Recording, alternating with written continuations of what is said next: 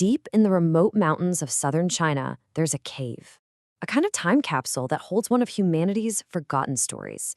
Its name is Panxian Dadong, and for hundreds of thousands of years, it kept a pretty incredible secret. And that secret? Well, it all starts with a puzzle that has absolutely baffled archaeologists. Just try to imagine finding the bones of enormous, lowland animals, like rhinos and elephants, in a cave perched more than a mile high in the sky. It doesn't add up. These animals weren't mountain climbers. So how on earth did they get all the way up there?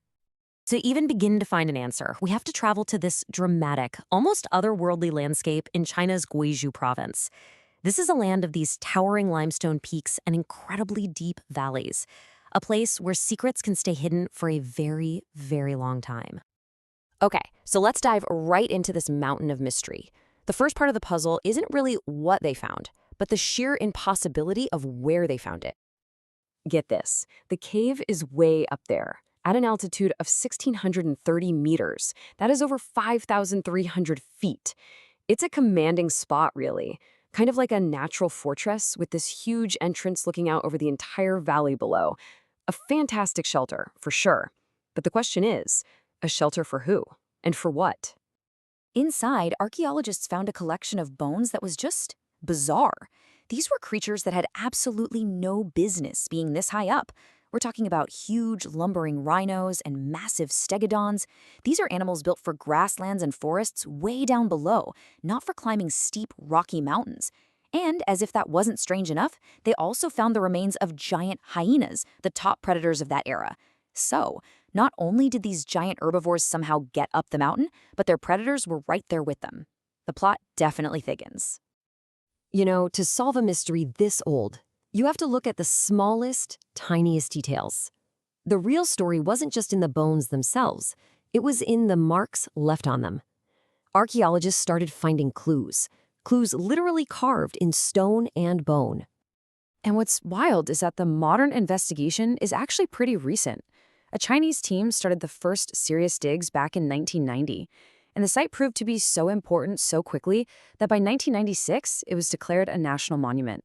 This is a story that's still unfolding. The layers of sediments in the cave were just like pages in a history book, taking the team deeper and deeper into the past.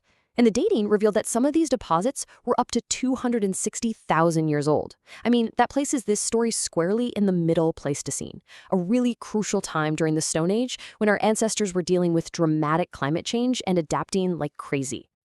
So, here's the kicker. It's what they found in those ancient layers.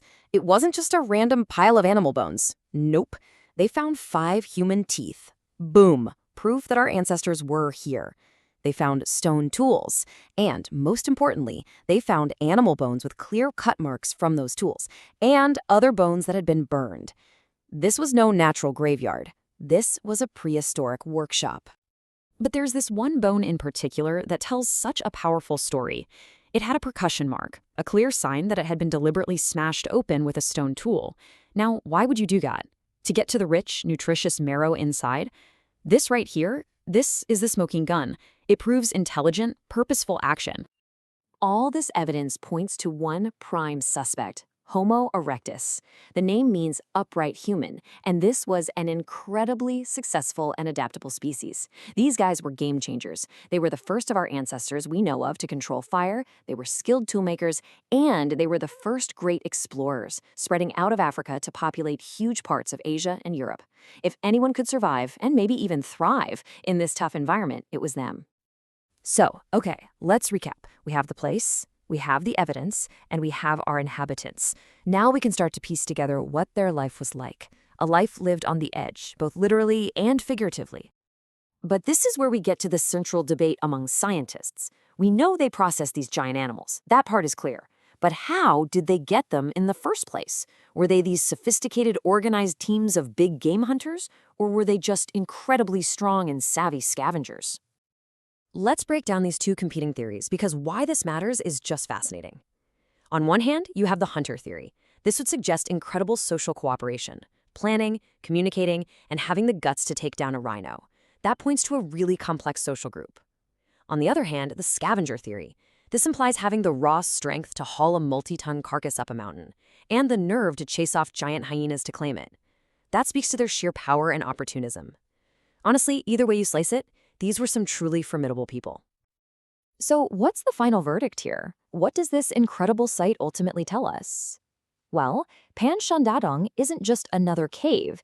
It's a completely unique prehistoric time capsule.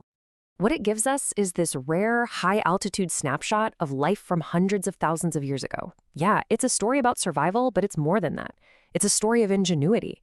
It shows how our ancestors weren't just passively surviving their world. They were actively mastering it, using their brains and their tools to make a living in even the most challenging places.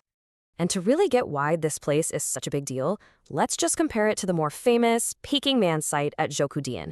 Zhoukoudian gives us this picture of a long, continuous occupation with tons of tools and human remains. But Panxian Dadong tells a different, more specialized story. It's a snapshot of a very specific survival strategy, high-altitude living, and a focus on hunting or scavenging massive game. They aren't competing stories. They're like two different chapters in the same book, and together they give us a much richer idea of just how adaptable Homo erectus truly was. Which leaves us with one final, kind of tantalizing thought. For all these thousands of years, the story of Panxian Dadong just laid there, hidden, waiting to be found. It really makes you wonder, doesn't it? How many other chapters of our human story are still out there, buried in the dark, just waiting for us to find them?